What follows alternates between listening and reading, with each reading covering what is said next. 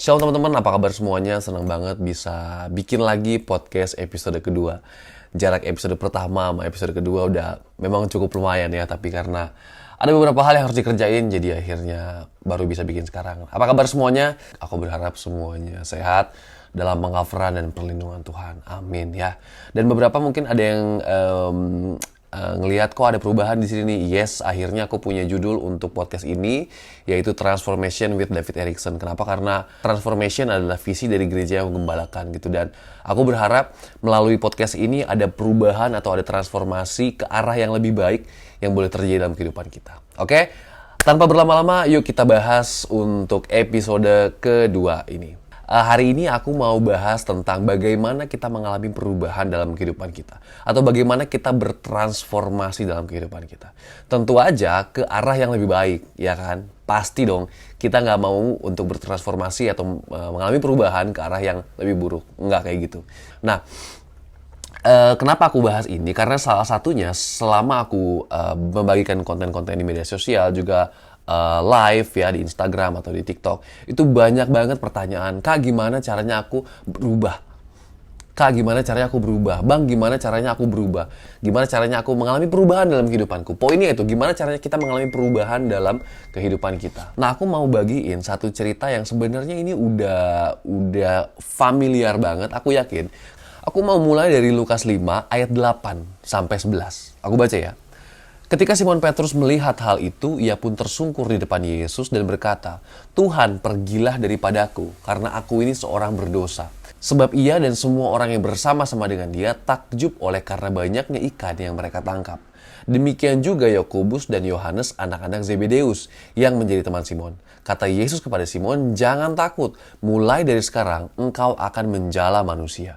Dan sesudah mereka menghela perahu-perahunya ke darat, mereka pun meninggalkan segala sesuatu lalu mengikut Yesus. Wow. Oke, konteksnya saat itu Yesus sedang mengajar banyak orang di tepi danau, lalu ia naik ke satu perahu, yaitu perahu Simon, untuk mengajar. Jadi Yesus berdiri atau duduk di perahu itu, dia mengajar kepada orang-orang yang ada di tepi danau. Nah, setelah selesai mengajar, Yesus bilang, ayo bertolak ke yang lebih dalam. Nah, terus Simon bilang gini, saya semalam-malaman dengan teman-teman tuh udah berusaha nangkap ikan, tapi nggak ada ikan yang tertangkap. Dan cerita singkatnya adalah saat Simon dan teman-temannya mau taat untuk mengikuti perintah Yesus untuk mereka bertolak ke arah yang lebih dalam, akhirnya mereka banyak sekali menangkap ikan. Setelah mereka melihat mujizat itu, tercatat di ayat ke-8, Simon bilang gini, Tuhan pergilah daripadaku karena aku ini seorang berdosa. Sebab ia dan semua orang yang bersama-sama dengan dia, semua orang, Simon dan teman-temannya takjub melihat apa yang telah terjadi. Lalu di ayat ke-11 dikatakan sesudah mereka menghela perahu-perahunya ke darat, mereka pun meninggalkan segala sesuatunya lalu mengikut Yesus.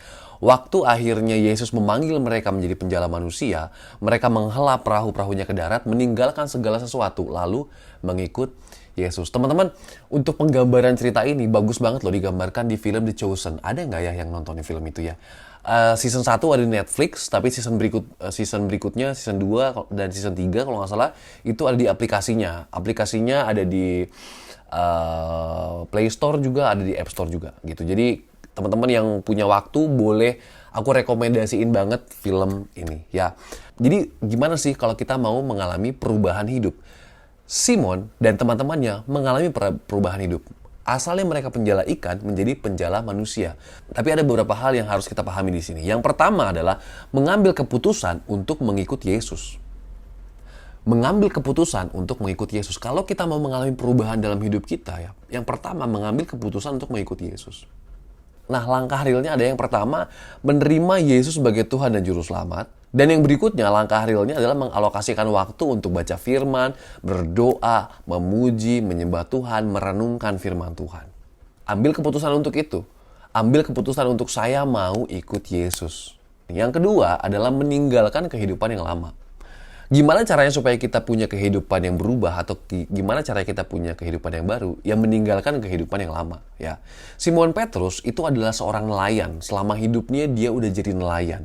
Orang tuanya pun adalah nelayan gitu. Jadi dia udah expert di bidangnya. Dia adalah seorang ahli di bidangnya. Tapi saat dia memutuskan untuk meninggalkan semua keahliannya, pengalamannya, segala sesuatu, hidupnya berubah. Segala sesuatu itu termasuk apa? Termasuk jaring dan perahu loh.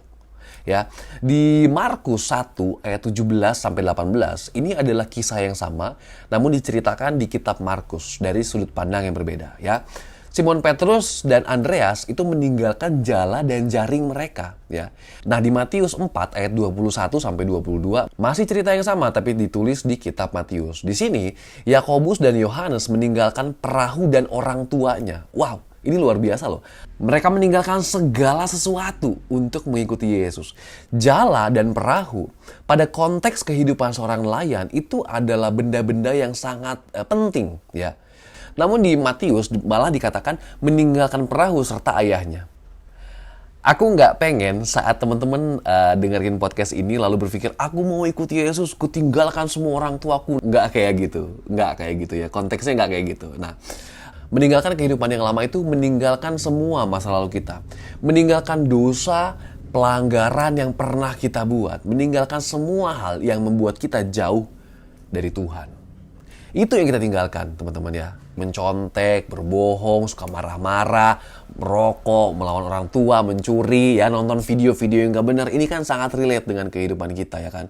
Nah, meninggalkan itu yang kita tinggalkan supaya kita mengalami perubahan dalam kehidupan kita. Aku mau bilang gini, kita nggak mungkin bisa maksimal menjalani kehidupan saat ini kalau kita masih membawa beban-beban dari masa lalu.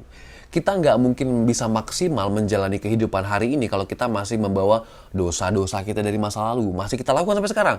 Kita belum bisa move on dari kekecewaan kita. Kita belum bisa move on dari pergumulan kita. Kita belum bisa move on dari dendam kepahitan kita.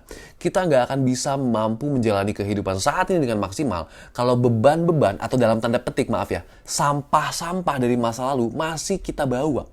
Aku yakin dan percaya waktu kita mau mengalami perubahan dalam kehidupan kita, kita pasti mau mengalami perubahan yang signifikan ke arah yang lebih baik.